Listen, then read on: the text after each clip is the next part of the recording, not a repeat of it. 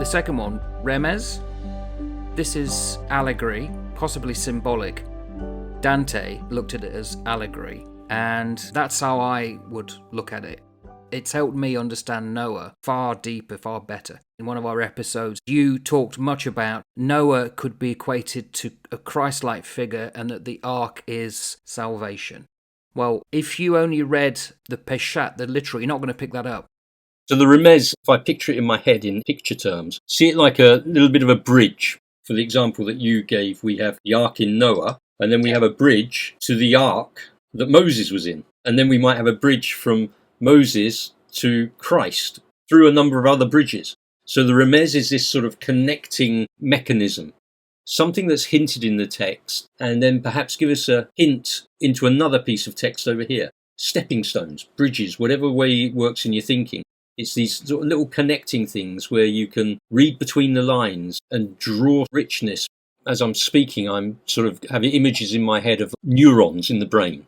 And you've got all of these individual neurons firing, and they are connecting one to another. So you end up with like a matrix type pattern going on where the neurons all link in. These are the remezes, where the scripture hints here of something over here and it flashes and links. And so you've got all of these connective points. There's an incredible book called The Infographic Bible, and it is such a lovely piece of work. It will show you these linkages, the remezes, throughout scripture. And when you open one of the pages, it's like looking into a rainbow. I can only describe it like that, where you've got these beautiful arches going from one point to the other in different colours. They just spiral across the page. And you go, man, that is so neat. It's almost like having the first hyperlinked book. The Bible is very hyperlinked. And all these remezes act as these little hyperlinks to take us from one place to another. Because they give you a little hint here, and oh, click on that, and whoosh, we get to that. Oh, that's fascinating. So it gives you those sort of deeper insights beyond that plain, simple reading in the Peshat, as you say. At school, I assume it's the same in the States or Canada as it would be in England and South Africa and Australia and New Zealand, that most early secondary school students will probably cover Animal Farm by George Orwell. If you read the literal story, pigs talk, and so do horses, and they've taken over a farm. But it's not, it's an allegory of the Russian Revolution, the Bolsheviks and the Mensheviks.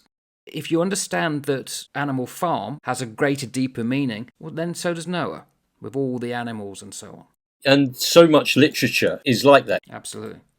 I picked up a book the other day, Renard the Fox. I don't know if you've ever read any of that, but it's a medieval, allegorical Dutch fable. It basically looks at this little fox who goes around and the characters that he links in with. And all of those characters are political figures or they're institutional figures, religious figures.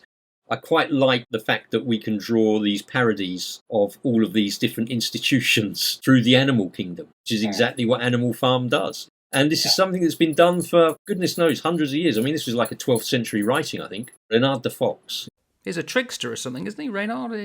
He is. He's always in trouble. He avoids being executed by the skin of his little teeth. I like characters that are a bit on the fringe, not quite normal, a little bit out there, that they push a few boundaries. That's the remez, really.